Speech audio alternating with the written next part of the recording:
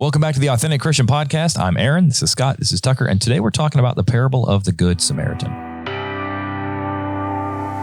All right. So today's episode, we're talking about the parable of the Good Samaritan. Jesus spoke in parables. The word parable is what?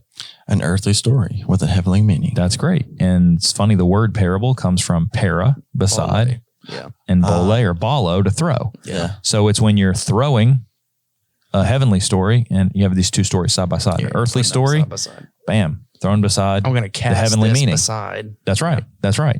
So that's what a parable is. And so the Good Samaritan is a very, very well-known parable.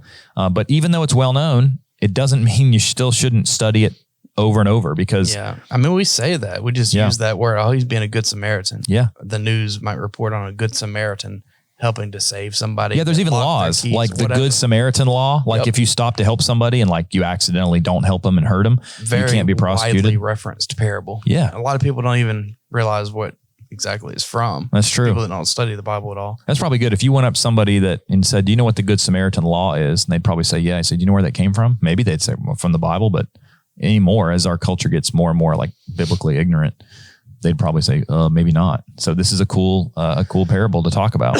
So we're going to go through this. So Scott has been gracious enough to provide an outline that he put together on this lesson for us from maybe a sermon you wrote, or I think it was from a lesson I did at like a Bible school, like a vacation Bible school. Very cool. Something Awesome. like that.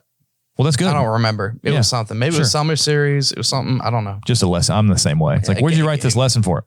Couldn't even find the original outline, but I did find my slide deck, and I was looking for it, and I was like, yes, I have it. Awesome. That's good. That'll make it easy to talk about. That's awesome. Well, yeah, we're excited to talk about this parable. So if you have your Bibles, you can go to Luke chapter 10 and verse 25. Do you remember much of the context? Do you want to...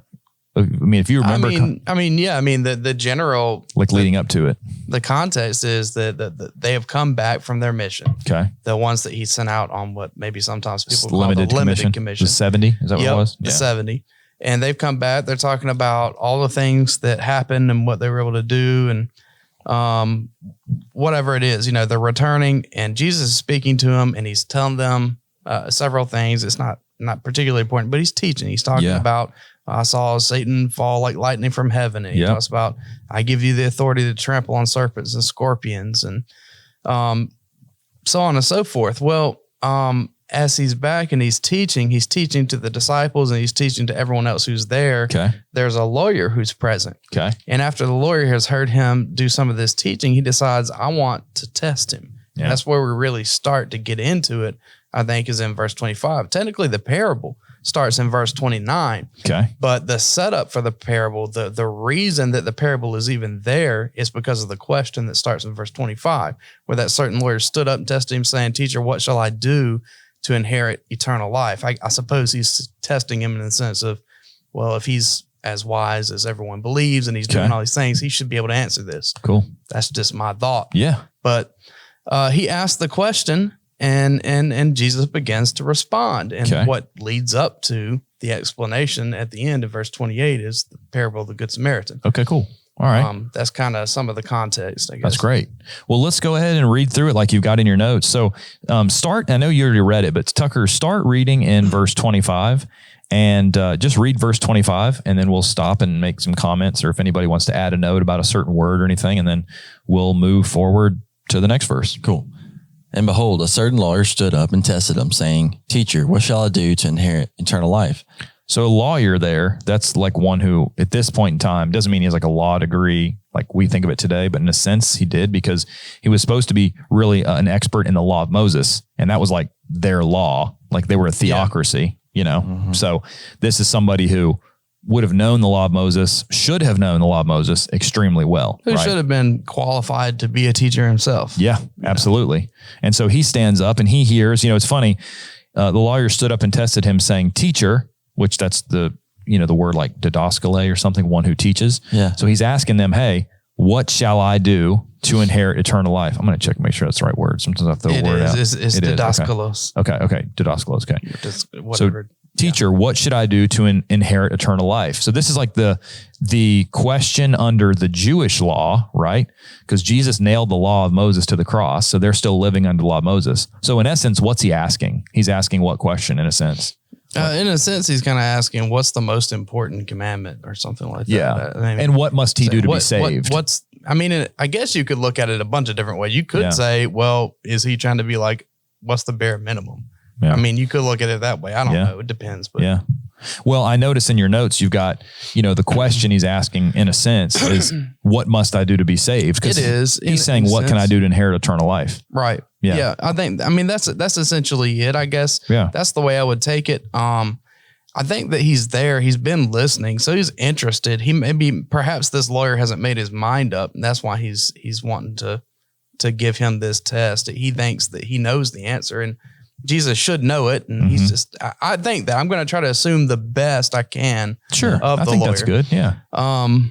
Anyway, I think that's essentially what he's asking. At least what do I have to do to be saved? I mean, it sounds like the same thing. What do I do to inherit eternal life? Yeah. Same thing. Yeah. So it's an important question. It's a good question. It's relevant for us. Yeah. Because the answer matters for us too. Yeah. For eternity. Yeah, absolutely. Yeah. I mean, we're not talking the steps of becoming a Christian here. We're talking, well, I guess we are in a sense. We're looking at really being faithful. This goes into especially what you need to study and learn and apply to yourself and being faithful. So it still is going to apply in that sense. Well, and it's like, he lived under the law of Moses. And so you were born into that covenant. Yeah. Yeah.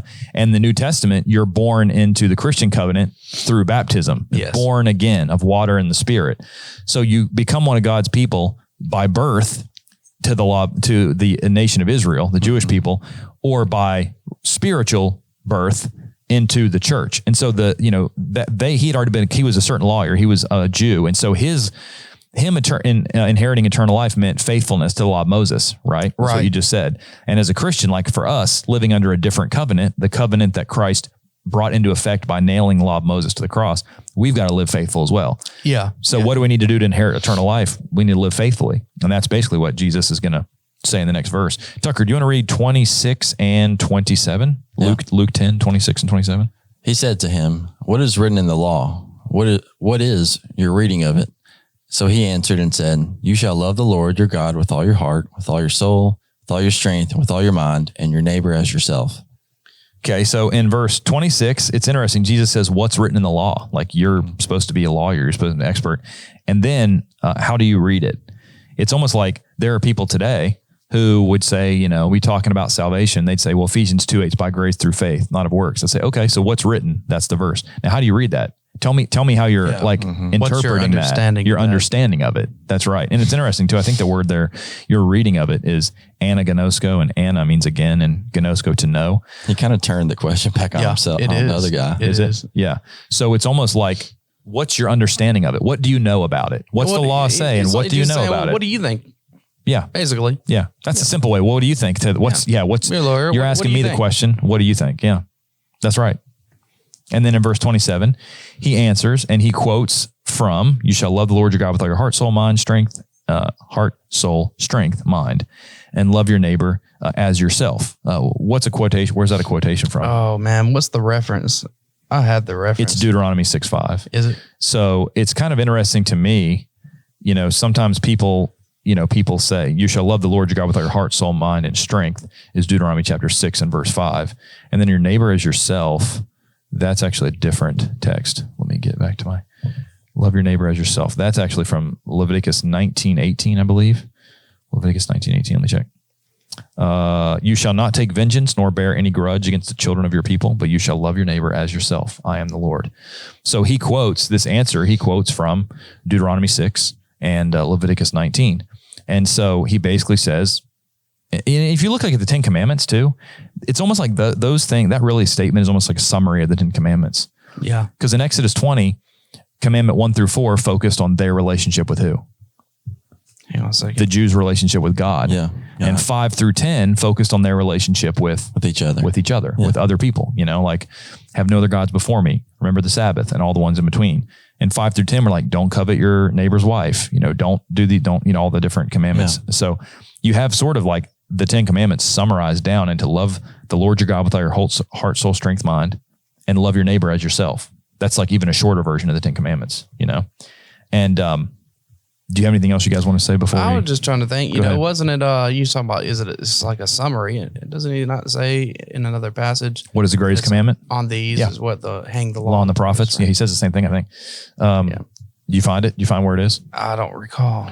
What is the greatest commandment in the law? Matthew 22:36. Teacher, what is the greatest commandment in the law? That's what they asked Jesus in Matthew 22:36. Jesus said to them, you shall love the Lord your God with all your heart, with all your soul, with all your mind. This is the first and great commandment. And the second is like it. You shall love your neighbor as yourself. On these two commandments hang all the law and the prophets. Yeah. So Jesus says, look, if you just love God with all your whole heart, soul, I try to say it so fast. I don't know why. Heart, soul, mind, strength, and love your neighbor as you love yourself. Everything else would take care of it. Like if from the very beginning of time, people knew those two commandments, he's like, I wouldn't have had to write much more to you. Yeah. It'd be taken care of. Yeah, I mean, it's just, it's the foundation. Yeah, This it is. And what we're about to get into. And I think that's why I love it so much. I think that it's taught about and talked about quite often, but I don't know that this part of it is emphasized as much. This is a direct example with instructions on like standards of how much God wants us to love our neighbor, right? Yeah. This is going to tell us how to fulfill the second greatest commandment. Yeah. According to Jesus himself, the Yeah. second greatest commandment. He's going to tell us what that looks like. That's really nice. I think that's special in a sense. There's nothing confusing about it. It's like some things are a little bit hard to understand sometimes, but understanding how you're supposed to treat somebody, really simple, really basic, and it's tied to the foundation of what everything else is built off of. Well, and throughout the New Testament, you've got the golden rule, which is what? Do unto one another others as you'd have them do unto you. Husbands, love your wives, basically. Give your life for them. You're supposed to, no one hates his own body. Therefore, no one would hate and treat his own wife with contempt. We talked a little bit about that in the Malachi lesson, right? Yeah. You know, like you have so many, Matthew 25:31-46 is a judgment scene. It's like looking forward to the final judgment, it seems. And it says basically those who are saved and those who are lost, one of the influencing factors is what you did, how you treated others.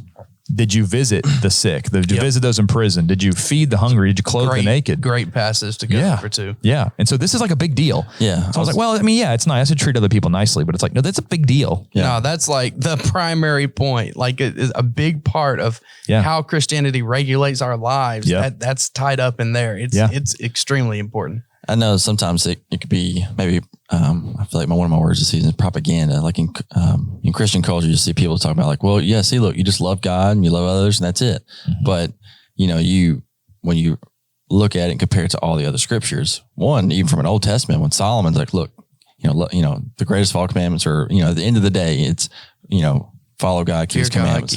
But then you tie that with, Jesus says, if you love me, keep my commandments. It's not just, it's the foundation. I love you, God, and then like, I'm going to love you and we're cool. But it's like, if I love God, then it ties into everything else. It's the foundation. If I love God, then that's what I mean. It'll take care of itself. Follow with obedience. What you're saying is, some people in the Christian world say, love God and keep his commandments, love God and love others. That's it. Yeah. It's like, that doesn't make sense. He said that these are the two great commandments. It's just I'm doing it. Loving God. Doesn't say I have to go get baptized. I don't have to repent. It's like, I just got to love God. Well, but it does say that. The Bible does say that's the problem. Like when he said the law on these two commandments hang all the law and the prophets. Yeah. I mean, just because, let's say somebody gets the 10 commandments and they say, hey, I got to love God and love others. That's great. I'm done. No, you had the law of Moses. You had to take sacrifices. You had to do all these different things. So it's like, just because those are the two most important, that's the foundation. Like in the New Testament, if you love God. Got John 14:15 and 15:14. Yeah, that's what he just said. Right. Yeah. I see. Yeah. So, absolutely. Yeah, you're right. I mean, it's like, those are a foundation, even in the New Testament. Like if you love God with all your heart, soul, mind, and strength, and you love others as yourself, then you should be evangelistic because you love others. And loving God is the first one, because if you love God properly, everything else for others flows out properly. It's like you should never love your wife more than you love God. You should love God more, and that will make you a better husband. And wives, you should love God more than you love your husband. Yeah. Because you'll love your husband and your kids more if you love God first, because he'll shape the way you treat others. Yeah. So this is like, it's a big deal, you know? And so, okay, we'd read what, 27? Yeah. Yeah. So far, you know, we talked about like, I call 25 through about 29 the occasion. Like, why is this happening? Okay, great. What brought about the parable, right? And then we asked that question, what do I have to do to be saved? And the answer to that was, well, you need to love the Lord your God with all your heart, mind, and soul, and your neighbor as yourself. So what happens in the next part is that this is where people start to look at the lawyer in a negative sense. And because it is, he says, he wanting to justify himself, he said to Jesus, who is my neighbor? Yeah. Yeah. Right. And it's interesting too, that Jesus says, what's written in the law and how do you read it? And he gives the same answer here that Jesus gave in Matthew 22 about the two greatest commandments. Like he knew it, like intellectually, he knew it. Mm-hmm. Like he answered, and Jesus is like, yeah, verse 28, you've answered rightly. Do this and you'll live. And then what you said, but wanting to justify himself. It's like he couldn't let it go. And maybe you're right. Maybe that's why when he stood up and tested him, maybe he did see in the previous few verses, you know, the direct verses before, he said something silently to like sidebar to his apostles. But before that, you know, the things he said, maybe this guy was like, I don't like what that guy's saying. That sort of sounds blasphemous. I'm going to put him in his place, you know, maybe, I don't know, but you're right. So Jesus says, you've answered rightly, do this and you'll live. But he wanting to justify himself, who's my neighbor? Is he saying, well, wait a minute, I have to love my neighbor, but I mean, is that just the Jews? Do I have to love the Gentiles? I mean, are you serious? Do I have to love the Samaritans? Ugh. You know, that's how they felt against the Samaritans in the first century.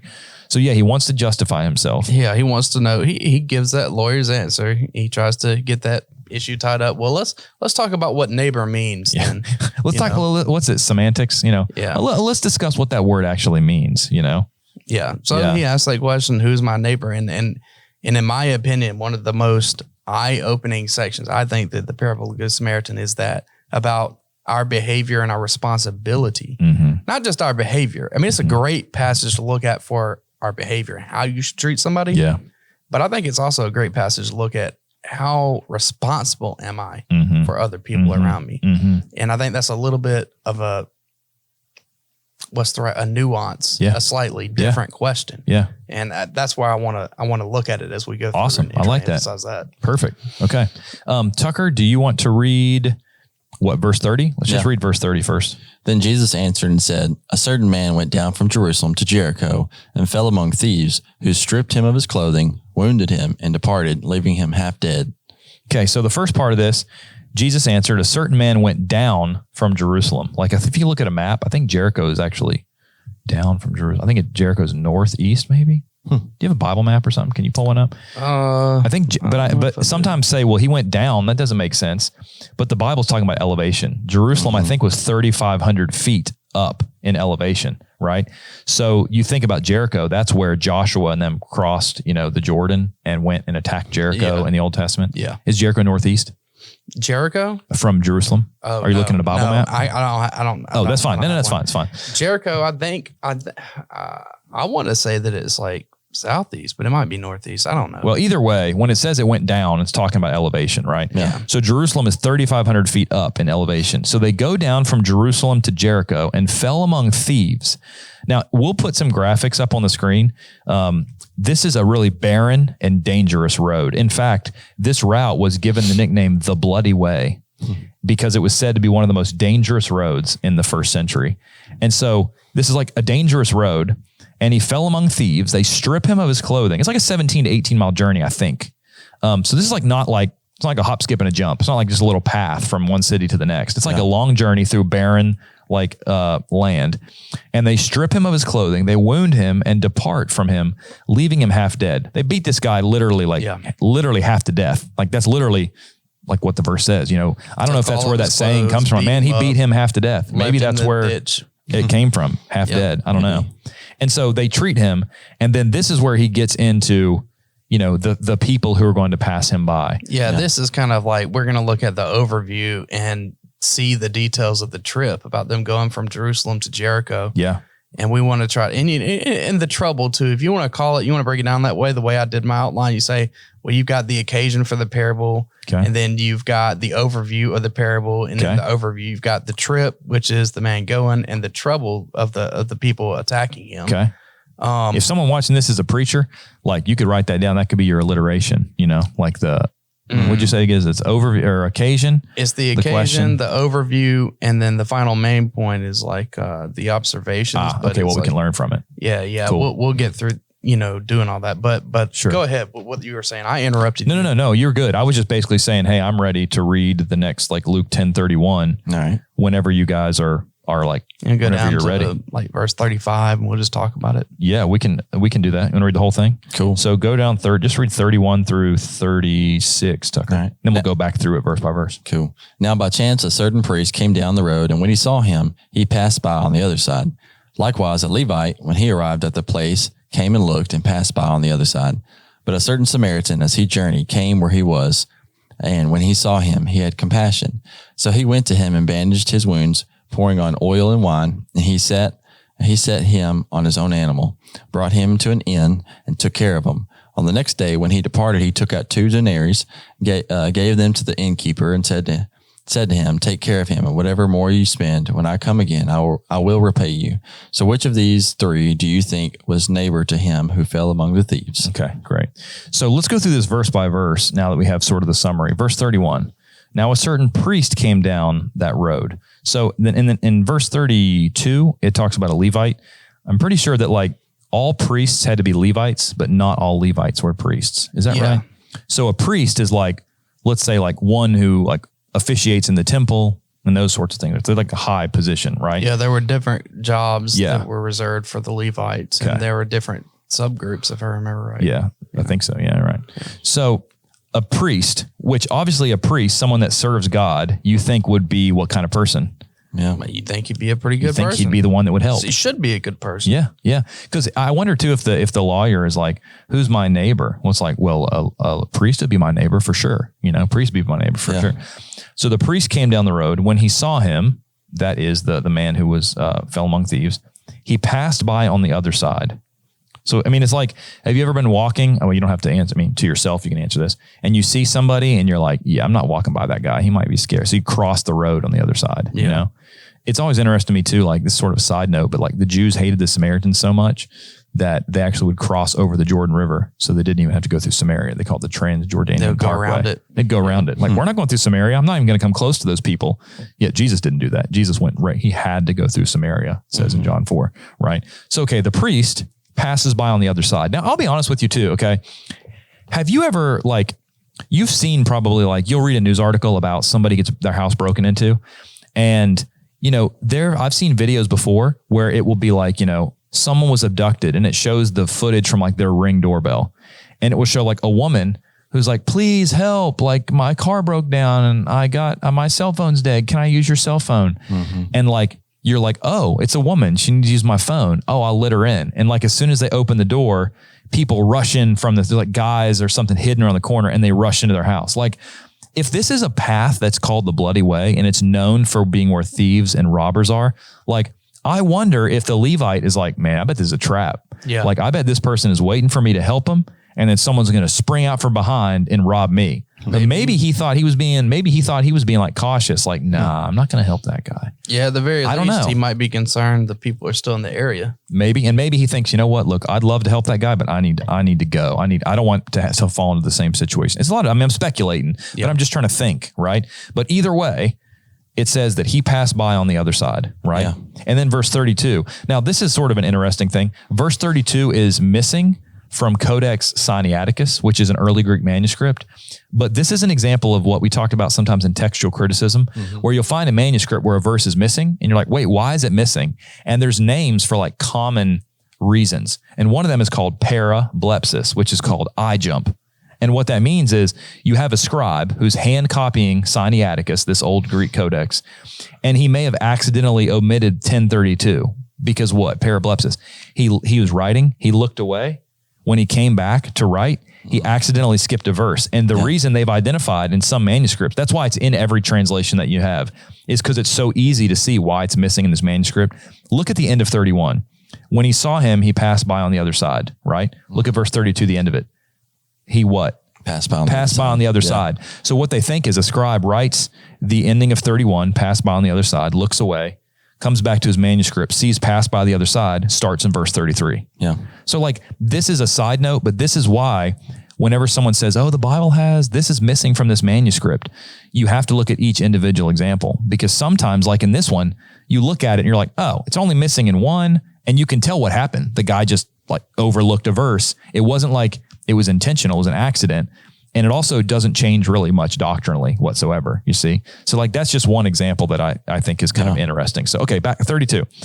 Likewise, a Levite who was like an assistant to the priest, had some other different duties, right? A descendant from Levi, one of the 12 tribes, the sons of Jacob, Israel. When he arrived at the place, he came and looked, and he did what? Passed by on. He did the same thing. And so I wonder if the lawyer would say like, oh, priest and Levite, yeah, they're my neighbors for sure. And he's like, these guys who should be representatives of God, you know, 1 Peter 2, Christians are supposed to be a holy priesthood, you know, or a royal priesthood, a holy nation, just like I think Leviticus said the same thing. I think there's a quote from the Old Testament about how they were supposed to be a light to the nations. So those are people that you think would treat people the right way. Yeah. You know, they serve God in the temple and in his duties. You think they would also look out for other people, since he'd say, hey, well, look, these guys should know the 2 great commandments that this lawyer just knew. They should be. They should. But yet they didn't. Then look at verse 33. But a certain Samaritan, as he journeyed, came to where he was, and when he saw him, he had what? Compassion. What's the summary of the word compassion? Like, I mean, I just think of love. Like, I think about when Jesus would see somebody that has like leprosy, who Jesus knows how lonely they are. He has compassion on them and he wants to heal them. When he sees somebody that's been lame from birth, he has compassion on the people. It's certainly some kind of form of affection towards somebody. Yeah. Like you're wanting to do something good for them. I wonder if the... I got it up. I wonder what the word is. Do you know what the word is? I don't know how to say it. But it's okay. The word for compassion. I didn't know if it was like a combination of words, but it's not. It's just like has pity, inward pity, affection. So you see this guy and you realize like, man, this thing he's fallen into is just bad. And we've talked about this in other episodes, but let me give you a quick history of, you know, a Samaritan. Did the Jews like Samaritans? No. This is what I have in my Bible. The Samaritans were a mixed race developed from the intermarriage between Hebrews of the northern kingdom of Israel. Remember we did that episode on Jeroboam, the northern kingdom that split and made their own worship and, you know, until Assyria destroyed them. Yeah. So it was the Samaritans were a mixed race developed from the intermarriage between Hebrews of Israel and Assyrian settlers following the northern captivity of 722 or 721. Other pagans also entered and intermarried with them and mingled, Ezra 4, 2, 9, and 10. This word is found only in the Old Testament one time in 2 Kings 17, 29 as a mixture of Jehovah worship and heathenism. Remember when they were building the temple after Babylonian captivity, Ezra 4, these people intervened and interfered with the temple. And several centuries before Christ, they built their own temple on Mount Gerizim and offered sacrifices according to the Mosaic law, but they thought they were able to do this because they only did the first 5 books of the Old Testament. They didn't recognize the ones that said you had to do it in Jerusalem, right?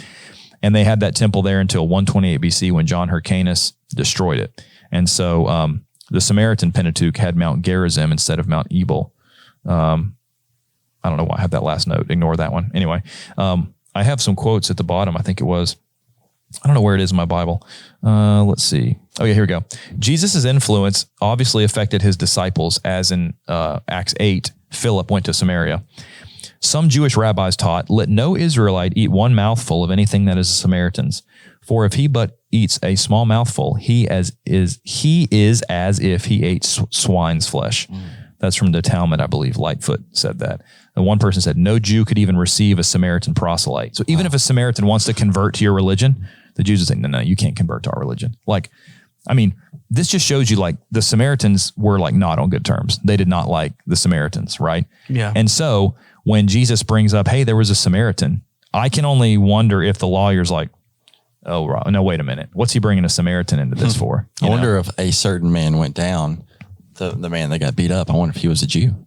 I would think so. That would make sense because it would seem to me the guy's in Jerusalem. I don't know that Samaritans would even want to go to Jerusalem, right? Yeah. So he's in Jerusalem, maybe. He's going down to Jericho. And so he's saying, hey, this Levite and priest, this is one of their fellow countrymen, their brethren. They should be the ones that help him, but they don't. And you know who helps him is this person that you guys treat poorly.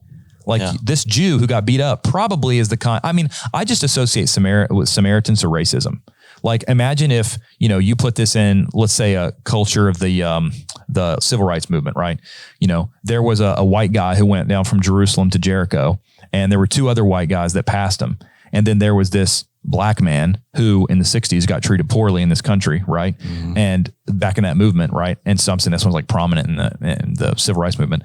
And the person who was treated poorly, that's the one, you know, the black guy is the one that helps the white guy that got beat up. Yeah. Maybe even a white guy who had a little bit of racism in him. I mean, that's like what that is if that helps you understand the animosity between Samaritans and Jews, right? And so you have in verse 33, the Samaritan, as he journeyed, came where he was, saw him and had what? Compassion on him. He didn't say, I'm not helping that guy. He probably doesn't even like me. He did put that out of his mind and said, this guy needs help. And I'm going to help him, right? Yeah. And then verse 34, he went to him. He bandaged his wounds, pouring oil and wine. Okay.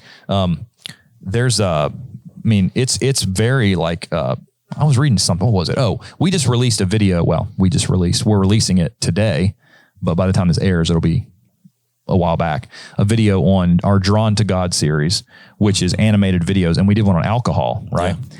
And so Evan, who writes a lot of those scripts along with Don, he talked about it and he referenced some medical journals that show how like wine or grape juice, like not fermented, but unfermented, actually has some antibacterial properties. And then of course we know that in the first century oil had like sort of like they would pour oil on people for like wounds, right? And so look at what the Samaritan does. He bandaged him. Do you think those bandages cost something? Yep. He spends a little bit of money on him. He has oil and wine, which is not cheap back then. So he's then spending his oil and wine, his money, well-earned money and goods on him. He set him on his own animal. Yeah. I mean, he's putting himself in danger. Like whether it's a horse or a donkey or whatever else it was he's moving, he's now moving super slow. Mm-hmm. He's got this person who's injured on him. And all the while he's putting himself now in greater danger, risk and exposure. If you're a thief, you think, man, that guy, if it's a healthy guy on an animal, okay, maybe he can run from me or his animal might bite or kick me. But now you got a guy who's walking and he's got this hurt guy on his animal. Like this guy is just like put a target on his back, right? Mm-hmm. So he set him on his own animal, brought him to an inn and took care of him. On the next day, now do you think this guy had to rearrange his schedule a little bit? Oh yeah. You know, there's been times in my life where I've been driving down the highway and I had somewhere to be and I see somebody that's broken down and I'm thinking, maybe I should stop. And then I'm like, nah, that'd ruin my schedule. And so I just drive right by, right? Yeah, like this guy didn't have that attitude. This guy is like, no, this is more important. I'll have to rearrange my schedule, right? Yeah. So he takes care of him, right? On the next day when he departed, he took out 2 denarii, which is a day's wage, right? What's minimum wage now? $7.25. $7.25 still minimum wage? Yeah. All right. Let's say you make 10. What's Chick-fil-A make? What's people hire at Chick-fil-A? I don't know. $9. Like $10. Let's just say 10. 14, let's say 10 for my math. Okay. Yeah. So a day's wage, let's say $10 an hour and you work 8-hour day? That's $80. So $160. Okay. Yeah. I mean, like that's a decent amount of money, right? And so the next day, he gives the person, let's just say $160, 2 days wage, gives it to the innkeeper and says, hey, take care of this guy. And whatever more you spend, like whatever money you spend taking care of this guy and who is half dead and beaten and bandaged, when I come again, I'll repay you. So which one of these 3 do you think was the neighbor? I mean, that's like a pretty easy answer, right? Oh, absolutely. Yeah. I mean, that's the next question, right? That's the test. Which 3 of these are going to be the one with compassion, the one that's going to be the neighbor to the next? Yeah. I mean, it is pretty easy to understand and read. Obviously 2 of them fail, the priest and the Levite. The Samaritan's the one who's the one to his neighbor. That's right. And the whole thing of the thrust of it is, it doesn't matter who you are or who you say you are. What matters is your actions, like what you actually will do. Hey guys, thanks for listening to the show today. We'd like to mention you can download these episodes. They are sponsored by the Gospel Broadcasting Network. We have an app available. You can check that out on Apple or Android devices, and you can stream and listen in to the show and get answers to life's biggest questions. There's a story that I just recently heard.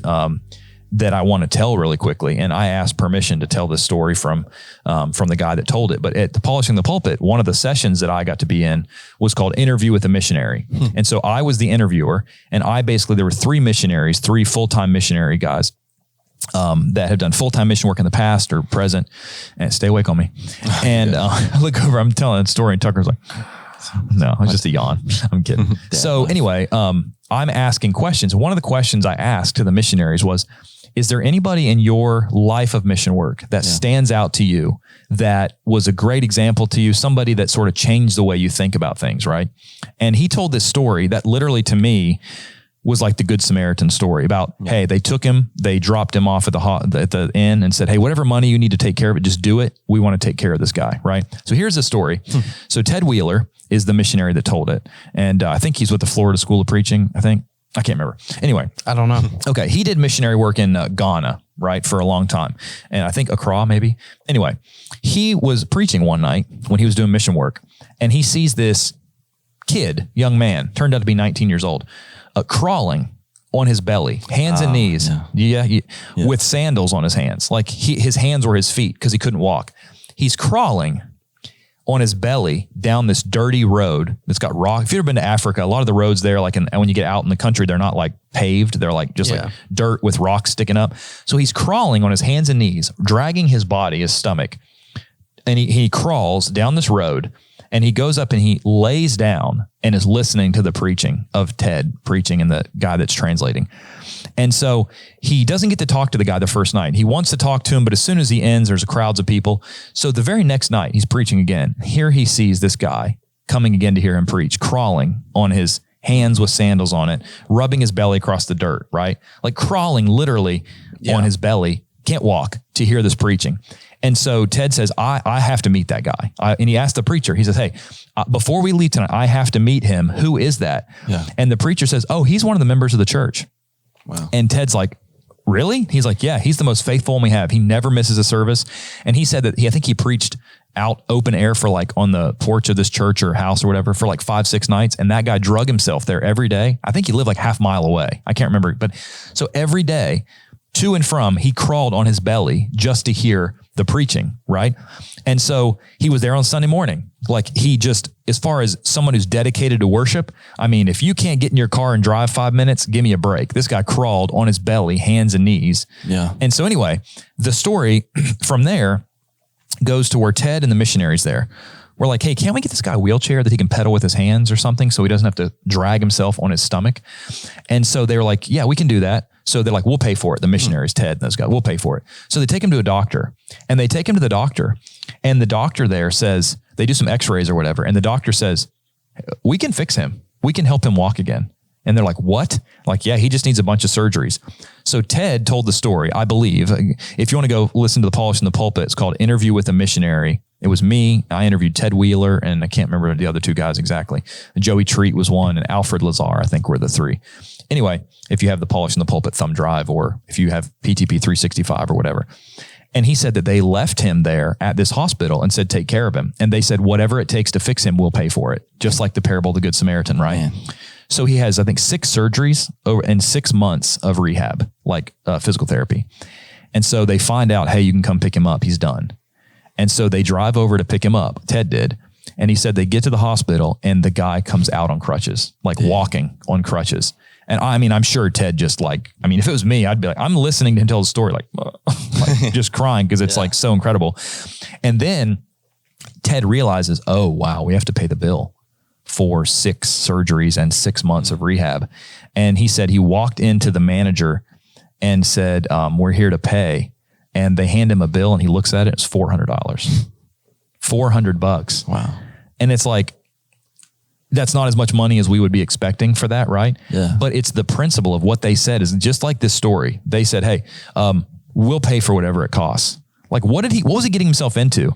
Yeah. He didn't know. And he had no idea. Neither did the Good Samaritan. I mean, he couldn't have known how much this is going to cost. Could have been a lot of money. And look at all the risks he's putting himself. What if the innkeeper like is a swindler? What if the innkeeper says, oh, hey, you owe me X amount of, 1,000 days wages or something. You can bring it over into our society and just try to translate this over. I mean, just imagine you're You know, it's like he's saying, hey, there were some people traveling down the interstate, and the first two people passed by this person that was just completely messed up on the side of the road. Maybe they had run off the road. Their car looked messed up. They looked kind of haggard and messed up, and they were in trouble. And everybody else just moved on about their way. Well, you stop. You decide you're going to stop. You're going to go over and help them. You're going to take the time to get in there and risk your own life, your own well-being or whatever. You're going to bandage them up. You're going to call the hospital, or maybe you're going to take them to the hospital. And when you get to the hospital, you're going to do like this guy did. You're going to tell them, hey, not only that, not even if you want to just stay really strictly parallel, you're going to get to the hospital. You're going to sit with that person. You're going to stay with them through the process, stay with them the first night. And then you're going to tell the hospital, hey, look, whatever it is, open a line of credit. I'm going to take care of it. I mean, see what insurance will cover first and then send me the rest. No, but sure, that's not what he did though. I mean, I know that you could, somebody said, well, there are differences between our healthcare system and sure. But the bottom line is he said went to out the on people, make sure he's good. That's right. I will make sure I'll take care of him. That's right. Which is incredible. Are we going to do that? To a perfect stranger. Yeah. Somebody you just met. Absolutely. Like it's not and if that's the kind of thing you should do for like anybody, what are you going to do for people close to you? Take a bloody stranger off the side of the interstate and put him in your back seat, take him to the hospital and pay for everything? Yeah.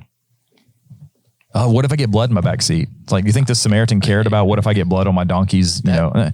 Yeah. It's just like, that's what I was saying earlier in the episode. Instead of looking at the specifics of what he did, like, yes, we can look at he bandaged him. He took care of him. Sometimes being a neighbor to somebody is giving them medical care. Well, he gave him a place. Sometimes being a neighbor is helping somebody out when they're on hard times. Those are true. Sure. But the ultimate standard that Jesus set was essentially equivalent to what we just said. Yeah. You know, you found a bloodied, naked guy on the side of the highway. Yeah. And it's your job, Christian, to pick that person up. Put them in your car and take them to the hospital. Yeah, you're right. That's your job. You're right. That's what we have to do. That's right. So when we were talking about specifics versus like the idea of what's our real responsibility level, that's what I'm hitting on. I'm glad I didn't know you had that experience, that story that you picked up there at PTP. That's great. Yeah. I mean, that's exactly it. I heard that and I was just like, I asked him for his permission. I said, am I allowed to tell that story? And he said, yes, you have my permission. You can tell that. And so it's like, I mean, just that story to me is, when I read this story, it's like, that's what now comes to my mind. Yeah. And so it's just like wild. And so then you've got in verse 37, or 36, which of these three do you think was the neighbor to him? It's like, obviously the Samaritan. It's so clear. And, I wonder, and it's funny in verse 37, I don't know. He didn't answer. Well, no, directly. He said verse 37. And he said, the lawyer said, the one who showed mercy. He didn't say the Samaritan. Maybe he didn't even want to say it. Maybe not. I don't know. That's speculation. But that's what I was saying. He didn't even say the Samaritan. He just said the one who showed mercy. Well, he that showed mercy. That's right. And Jesus said to him, go and do likewise. And that's, like for us, James 1:22. Let me type it in so I can. Oh, absolutely. James 1:22. But be doers of the word and not hearers, deceiving yourselves only. Hearers only, deceiving yourselves. Tells us, hey, if you see someone that's hungry. I will say this too. Yeah, go ahead. Yeah, I'm just like, hungry. That's great. Like, hey, I'll just pray for you. It's like, hey, I'll buy your meal. Doesn't mean you have to do every single thing for the rest of their life. It's like, look, if you're hungry, if you need a drink, if your enemy needs the shirt off my back, like here, like take care of people. I think it's easy too to get jaded. Like there's been experiences in my life where, it's always interesting in the parable of the prodigal son. It said he basically like wasted all his living and no one helped him. And it's like, I think what they're saying is sometimes people have to hit rock bottom. But I think when you look at this parable, what you see is like, we're supposed to also be wise with our finances, right? So like you said, when I see somebody, I've had experiences in my life where there was one guy in Chapel Hill when I lived in North Carolina. I probably told this on the podcast at some point in 3 years. I forget. We've done 70 some episodes or whatever. But, there was a guy, I'd go to this open mic night, Jack Spratt, because I'd go play guitar and stuff like that. Yeah. And this guy was always sitting out front and he'd always want money. And I'd say, hey man, I'm not going to give you money, but you want to go get something to eat? And he would say no, I want McDonald's like 4 miles away. And so finally one night I pull up early in my truck and I was like, let's go. We're going to McDonald's. He's like, I'm not hungry tonight. Whereas he just wanted money. Yeah. Whereas there was this one guy in Richmond. My wife and I were up there for a work trip. I think his name was Eddie. I'm pretty sure I've told this story before. You've told me a few. But he was the one that was like, hungry. Mm-hmm. And I said, hey man, I'm not going to give any money, but if you want to eat, Like you can eat with us. He's like, yeah, let's go eat. So we went down the street and we all ate at this like little, I think, China buffet and like became friends. But it was like, you know, that's at least how I handle it is I say, like you said, hey, like I'll get you something to eat. Like I'll get you clothes. I'll whatever, you know. You can easily. Sure. Yeah. You're talking about what amounts to panhandlers or whatever they call it. Mm-hmm. Yeah. I mean, absolutely. Exercise a little prudence. A lot of people are scammers. That is true. Yeah.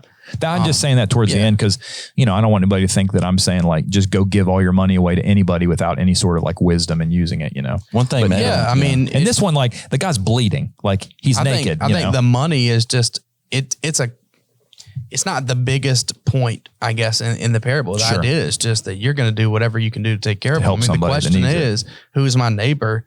And what I put down in my outline, what I like to say is anyone I can help. Yeah, anyone that needs help. That's who my neighbor is. Absolutely. Anybody who's in need and I'm near them and I know it.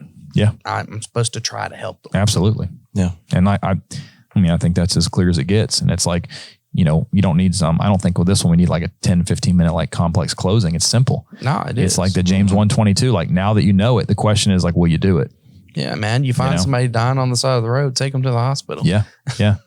And offer to pay their bill. Yeah. You want to just be like really simple about it. I mean, I guess that's kind of what it is. Yeah. I mean but apply that principle across the board to any other situation and try to be the light of this world, the salt of this earth, right? Yeah. Try to be those kind of people. It's important to where we started. Don't forget where we start. Yeah. We started with the question, what's the greatest command? Yeah. What do I have to do to inherit eternal life? Yeah. Right? Yeah. That's the question. Yeah. So. That's great. Well, cool. Well, that's excellent. I think that sums it up. Yeah. Go out and do, just like Jesus said, go and do what? Go and do likewise. Do likewise. Yeah. Go and do likewise. So Jesus said it best. We can't improve on it. And as you're going and doing likewise, you can always That's right. teach them. I didn't know if you're going to end or not. I was waiting. I was like, you can always carry out the Great Commission. That's right. Carry out the Great Commission as you help them. Yeah. People don't care how much you know till they know how much you care. Yeah. Okay. Thanks for hanging out with us on the Authentic Christian Podcast. I'm Aaron. This is We'll Switch It Up. Tucker. This is Scott. And we'll see you back on the next episode. Have a great day and go and do likewise.